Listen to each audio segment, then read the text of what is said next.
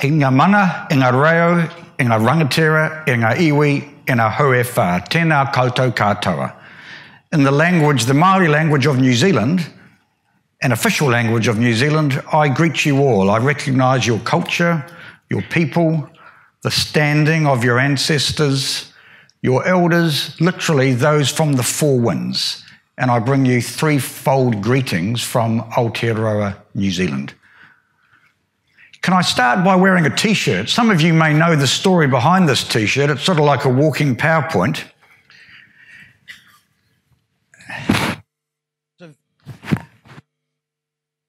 That young people wear. How many of you know this T-shirt and the story behind this T-shirt? We go back to 1963, August, the famous March on Washington for civil rights. Over 250,000 people to hear Martin Luther King as the final speaker. And he had a great prepared speech on the theme of a dud check being delivered back to the black people drawn on the Bank of Justice in the United States. Actually, I was speaking to a group of children recently, aged 12 and 13, and I said, you know what I mean by a check? And there was just a slightly glazed look. I said, you know how you write out to somebody with the money? And they all shook their heads. But I'm confident that this group will know what I mean by a check. And he was well into his speech, 7 paragraphs. He was talking about a promissory note on the Bank of Justice in the United States had been returned, marked insufficient funds. And you can see him pause. And he clearly felt that he wasn't connecting with the group. And one of his close advisors, Mahalia Jackson, a black gospel singer, you can hear her call out, Martin, tell him about the dream. Tell him about the dream. And she was referring to a speech that he gave 2 months previously in Detroit, which wasn't reported and never took off. But in that moment, you can see him put his notes to one side, and then he embarked on that famous speech that children learn in schools today. The vision of black children and white children sitting down together in the sweltering heat of injustice in Mississippi. And it's a terrific vision. And I think today is a chance for each of us individually to reflect on what is our vision for our children and young people, particularly for our most needy. Where do we go? Where are we heading? Actually, there's a great reminder in the book of Proverbs that where there is no vision, people perish. Groups wither, decay, atrophy, corrode. And I think it's always useful to be thinking, what is our vision? Where do we stand for our children? And today I've called this topic that I'm talking about, what's hot and what's not. And I hope that I can give a New Zealand perspective on some of the issues regarding dealing with our most needy children. In fact, you know the story about that speech because it's all recorded in a very good book by his speechwriter. And about halfway through the speech, when he puts his notes to one side, the speechwriters get very concerned and say, what do you think's going to happen? And the senior speechwriter who tells the story says, I think we're about to go to church. And it's a terrific story of someone who wanted to connect with a group and build a real vision. And I think that's the challenge for all of us when we work with young people. So in New Zealand, some brief introductory comments. I'm going to suggest, at least for me in my 22 months as Children's Commissioner, in a sense, all roads lead back to material disadvantage or poverty. And I'll do the what's not bit first and concentrate on the what's hot and give 7 encouraging signs from New Zealand that might be of assistance to you in this discussion with some concluding comments. We have just over 1.1 million under 18-year-olds in New Zealand, 23% of the population. Without a vote, actually we suggested recently and floated for discussion, because we don't have compulsory voting in New Zealand, should 16 and 17-year-olds be entitled to vote? I think that would be a game changer in terms of ensuring that politicians actually listened to children. And those who crafted the Convention on the Rights of the Child say without a shadow of a doubt, if they were writing it today, they'd make clear that 16 and 17-year-olds should have that right. In New Zealand, we have an ageing population. There's increasingly strong pressure on the taxpayer dollar from the over 65s for health, recreation, housing, leisure interests. So it's a contestable space.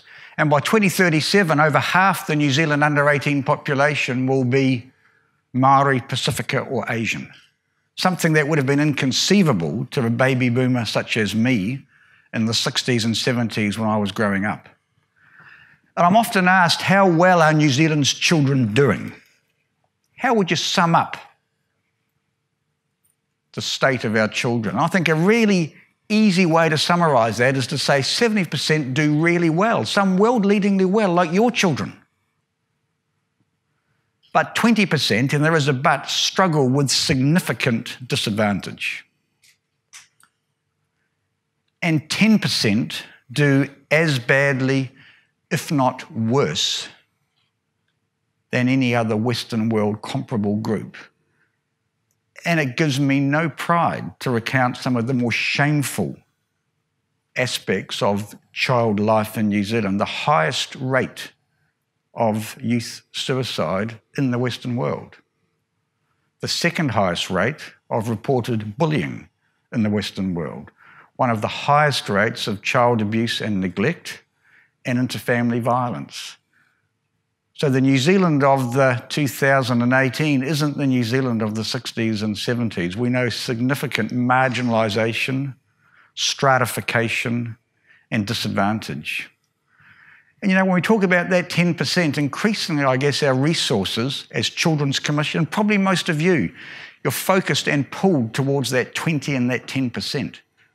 And that 70-20-10 holds good for just about any area that you want to measure: health, educational outcomes, well-being, child poverty. And just thinking about that 10%, I can remember my last day in the youth court. And I was sentencing a boy apparently for quite minor offending, dangerous driving and car theft, but he'd been stealing cars and with his friends driving onto the off-ramp of the southern motorway as an on-ramp and playing literal human dodgems with the cars coming the other way. And he knew he had to go to our youth detention centre for the maximum sentence of 6 months. I just reflected on what I knew about him. And he could have been any of the boys that I'd dealt with over the last probably 16 years that I had as principal youth court judge. He came from a background of significant domestic family violence, had been physically abused by his father, substance abuse was endemic in the family, and not surprisingly, by early childhood education, he was showing significant behavioural difficulties. And there was an unproven allegation of serious sexual abuse against him by a senior male family member that had been to court in a jury trial. I remember him in court saying to me, but it happened. I got the dates wrong, but I can remember everything that happened, and the jury didn't believe me. And he still carried that pain.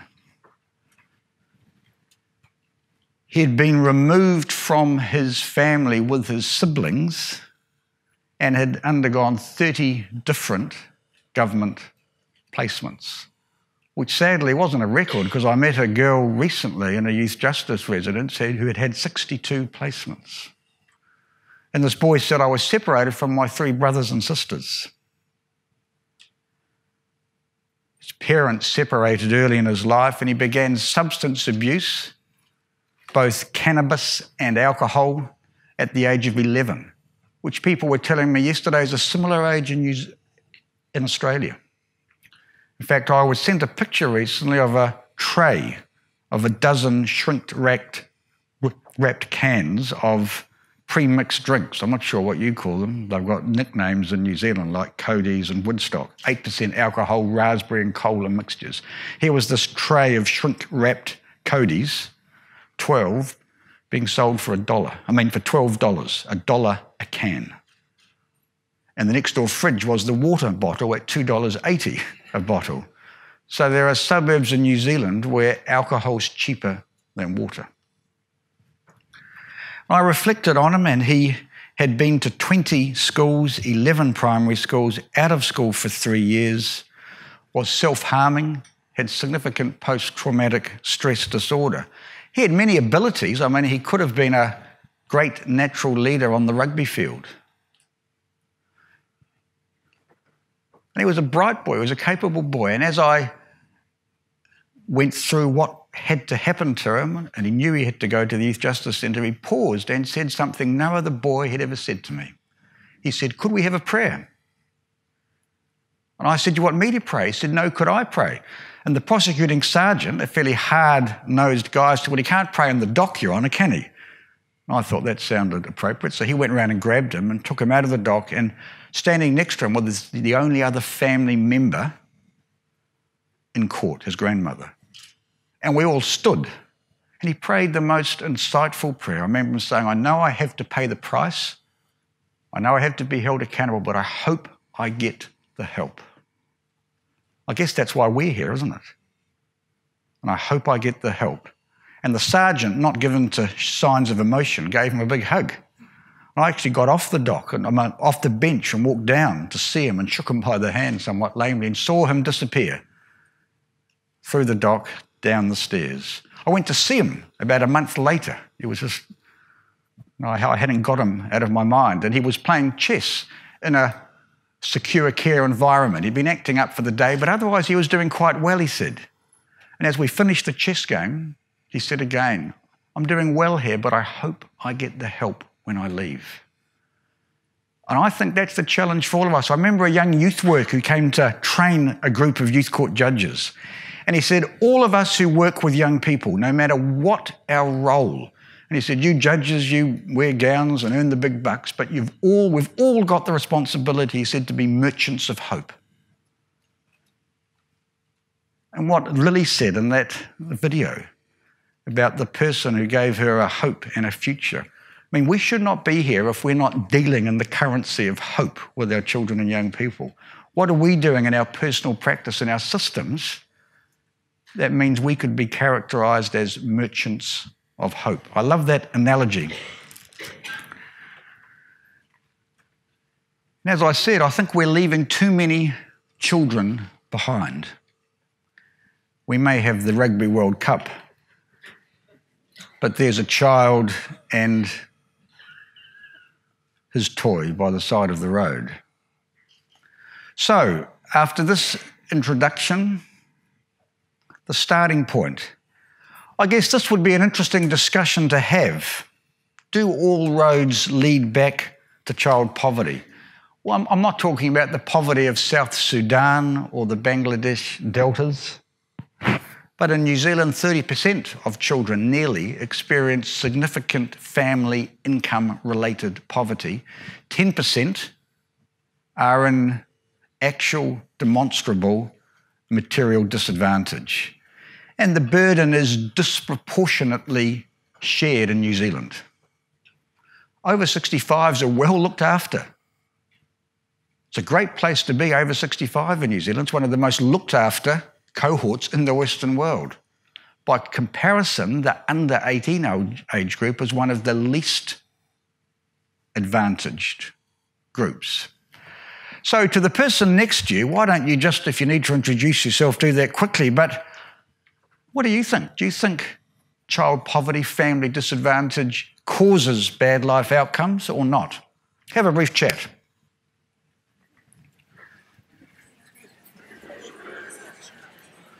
Your Children's Commissioner and I had a great discussion about this when he visited New Zealand, and I think that form of cross-pollination is a terrific thing to do. In fact, he gave us the inspiration to do a report on children's experiences of education.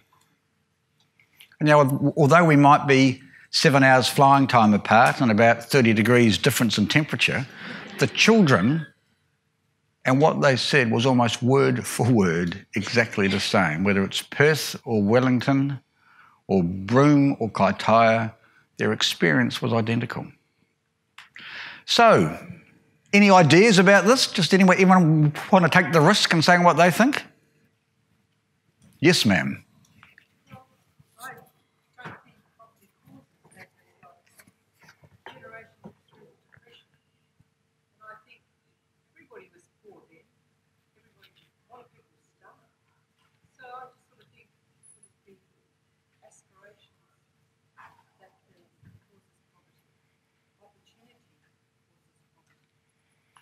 Yeah, you could talk about a poverty of hope. We could have a great discussion. There's just one answer. I guess for me today, I would say it's associated with at least. You can't say it's causative because we get politicians standing up saying, I beat the odds. Well, that's almost the hint in itself. I beat the odds as a solo mum, a teen mum as 17 from a poor background. I've become a cabinet minister. So, you can't say it's causative, but I think there's a huge association. And in New Zealand, the policy analysts talk about a social gradient. The poorer the family, the higher the risk of adverse outcomes. For instance, hospitalisation in New Zealand for illness and accidental injury. The decile 1 and 2 is the richest quintile. Decile 9 and 10, the poorest. There is a clear social gradient. The graph goes up very steeply towards the poorest end. The same for hospitalisation for assault, neglect or maltreatment. The same for infant, child, youth mortality. The same for mental health. So for me, at least, the context of my job and thinking about vulnerability is the underpinning huge risk factor that disadvantage and child poverty has. So, there are questions for us. I told you about T-shirts. This was a really interesting, you see some great T-shirts in the youth court. And one boy came to see me and with real enthusiasm threw off his hoodie.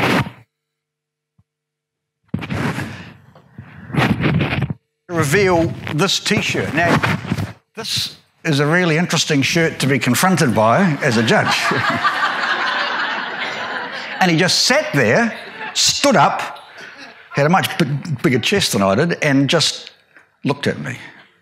Now, we encourage participation in the youth court, engagement. So I said somewhat lamely, that's an interesting T-shirt. And he said, all good, boss. So I ploughed on and said, well, it's early to call yourself a criminal. You haven't even been to the youth court, let alone answered the charge yet. We're getting way ahead of ourselves. His lawyer was on his feet quickly, waving, clearly wanting me to shut up. But I pressed on and said, well, I can't fault your theology. But you won't know what theology means. He said, I do. He was a capable boy. He said, it's about God's stuff. I said, yeah. I said, well, as a Christian myself, I firmly believe on the other side of heaven, there will be perfect youth justice. But I said, the bad news is today, in the Manukau Youth Court in South Auckland, you're stuck with me, Judge Becroft. And without being at all rude, he just smiled and reflectively said, well, I hope you get it right. Now, that's a good strapline for what we're doing today, isn't it? Are we getting it right?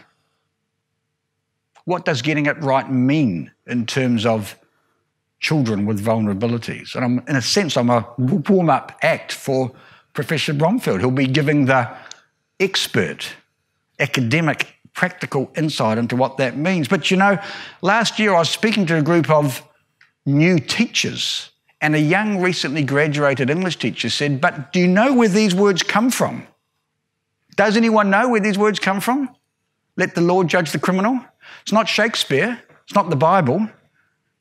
More up to date. Can you guess? Tupac. Yeah, it's Tupac. And I went home and Googled the words and tried to send them through to my work computer, but they're so offensive that the firewall blocked them. But these are the words, and it's worth reflecting on them if we're talking about a vulnerability series. It ain't a secret. Don't conceal the fact the penitentiary's packed and it's filled with blacks. 70% of kids in youth justice detention centres are Māori. Read on.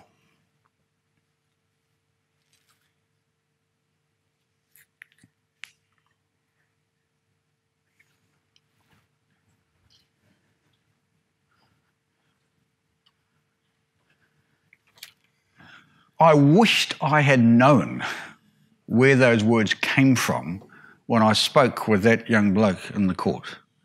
I wish we could have had the discussion, because he knew. And for too many New Zealand boys, those words are an anthem that they could sing as their own.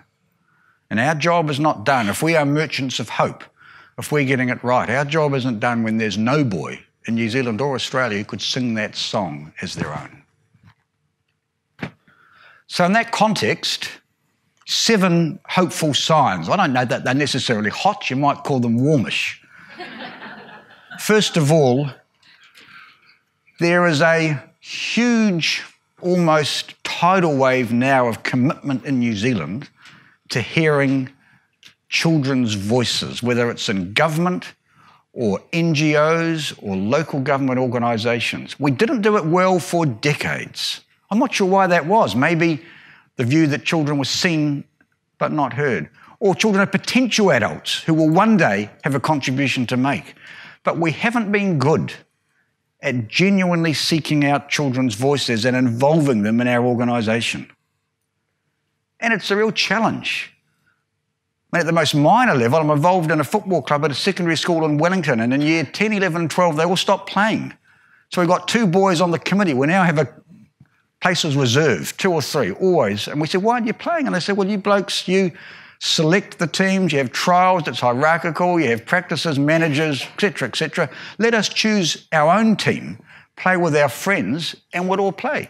We went from 4 senior teams to 23 senior teams the next year because we listened to children's voices. That's a small example. A much better example is the Minister of Social Development in New Zealand led a movement to amend and develop our Act for dealing with vulnerable children and young people. It's now called the Oranga Tamariki Act, the Wellbeing Oranga of Tamariki children. It's the first act in New Zealand that's got a Māori name. But she got a group together of care-experienced children and young people and asked what were their 2 biggest issues. These emerged, and it wasn't at all what the adults expected. The first one was, when we're removed, like the boy I talked about, with our siblings, why aren't we kept together? And you know, in New Zealand, there was no legal provision that emphasised sibling unity. There is now because of what that group said. It's written into the new legislation. The second thing they said is, why does the government let us go at age 17? All our friends go to university or tertiary institution or overseas. They can come back to their families for Christmas, for holidays. So the age changed to 21 with an opt-in to 25 because of what children and young people said. Children's voices always add quality to our decision-making, always improve our policy. And the thing is, children want us to listen to them. They want us to seek out their voices. And I love this quote, I am a library, quiet but filled with knowledge.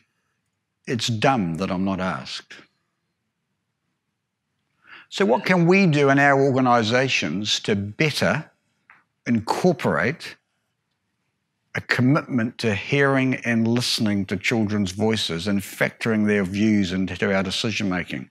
In our governance, in our boards, in our trusts, in our advisory groups, are we sure that there's a significant place reserved for children on those structures? And you know it's their right. At this point, if I was in New Zealand, you would almost see eyes glaze over. And senior politicians would say, oh, for goodness sake, all this talk about the convention, I mean, that's for Bhutan or Mongolia or Vanuatu. Surely it's not relevant. We do okay for our kids in New Zealand, but you see, it's a set of entitlements that apply to all children. And one of those significant, pivotal rights, I love those words, state parties, that's us, we've both signed up to it, shall assure to the child who is capable of forming his or her own views the right to express those views freely in all matters affecting the child. And in New Zealand, I'm really pleased, we've now got a child impact assessment tool that every government department has to use in constructing any policy to check it against how it affects children. What are the differential aspects on children? That's what all Scandinavian countries do. I mean, in New Zealand, we dropped the ball for the last 30 years or so in prioritising children. But to lobby your government to have a child impact assessment tool as a mandatory process in the formulation and then in the bill discussion stage for us has been a great leap forward. And we hear a lot about child-centred practice. It's a bit of a buzzword.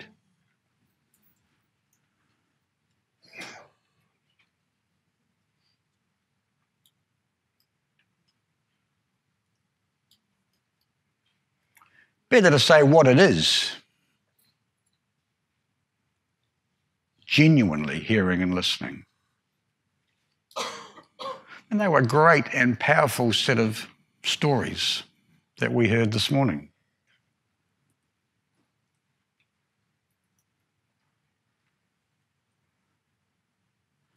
I guess in a sense, nothing so dangerous as a recent convert, but I'm absolutely enthusiastic about the idea of being much more committed to hearing from children and using their voices. I think it's non-negotiable in our practice, much as this video clip demonstrates something that's non-negotiable. True story, actually, recently released under the Official Information Act in the States. Again, this is the USS Montana requesting that you immediately divert your course 15 degrees to the north to avoid a collision. Over. Please divert your course 15 degrees to the south to avoid collision. This is Captain Hancock. You will divert your course. Over. Negative, Captain. I'm not moving anything. Change your course. Over. So, this is the USS Montana, the second largest vessel in the North Atlantic Fleet. You will change course 15 degrees north, or I will be forced to take measures to ensure the safety of this ship. Over. This is a lighthouse, mate. It's your call.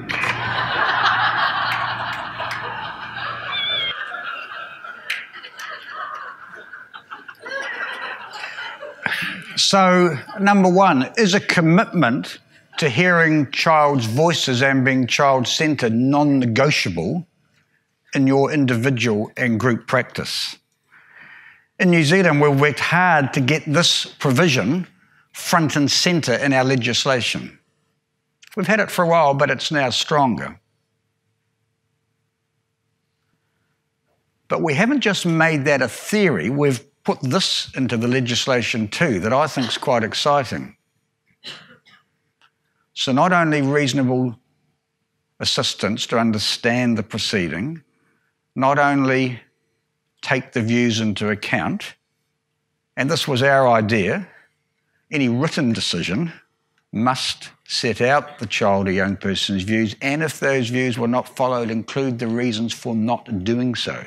So every judge and social worker will have to write out why they have made the decision that they have, and if it's different from what the child wanted, why it's different. And then, by law, the reasons for it and how it will affect the children must be explained to the child or young person. I think that is a great step forward. So I said voices of children always add richness. As a Kiwi, I couldn't speak to you without just giving you a flavour of a New Zealand child's voice.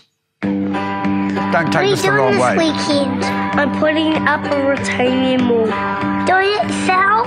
No, I'm going to get some broken. Oh, come on, mate, do it yourself. She's a pretty big job. Oh, you'll be right. You reckon? We can knock it over in half a day. Yeah, get a couple bites around. Hey, Jonesy! Huh? Give us a hammer for job Saturday. Mate, you're dreaming. Aussies.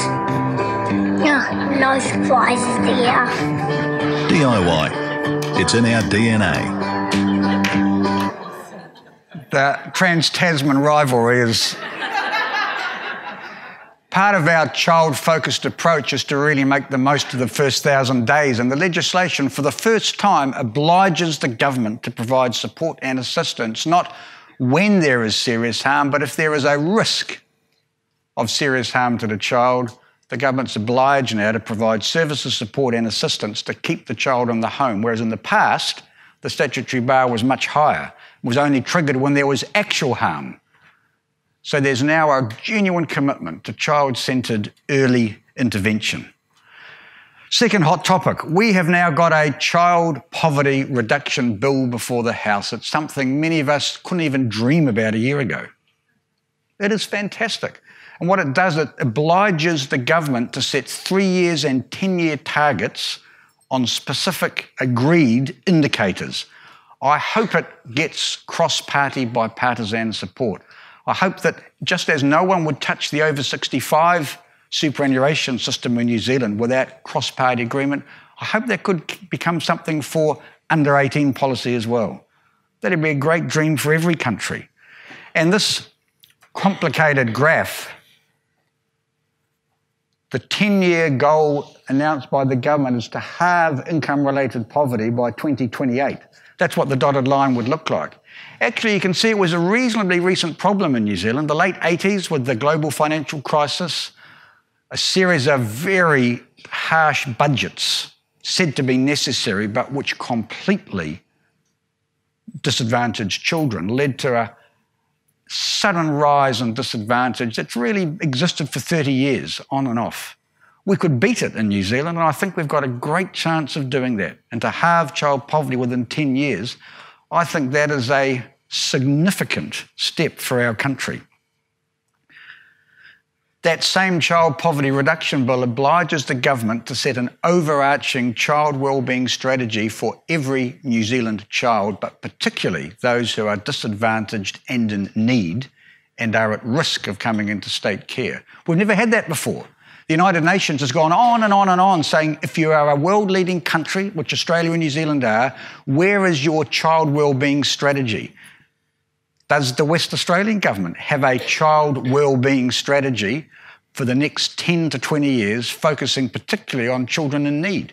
Because that is something that I think for us will make a significant change.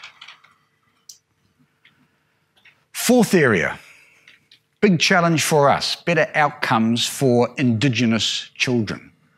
I can only speak about our situation, and I don't mean all Māori children, because 20% of under 18-year-olds are Māori, and most do really well. Let's remember that. But they are overrepresented in that 10 and 20% group. And child and youth policy and practices do not affect Indigenous children the same as non-Indigenous children. It disadvantages them significantly. And these are a barrage of stats, but you'll get the picture with Māori on the left-hand side, New Zealand European on the right-hand side.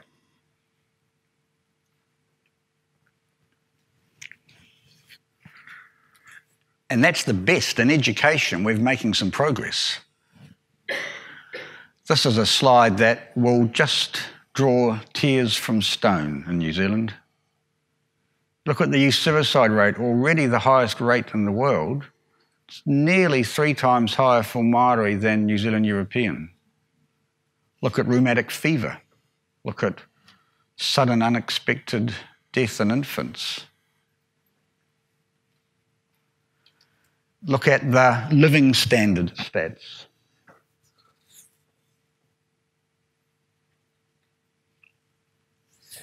And even in education, the quintile 1 is the poorest quintile in this graph, quintile 5 the richest. You see that Pakeha, European, red, it goes up. So it does for Māori in the dark red, but the gap remains the same.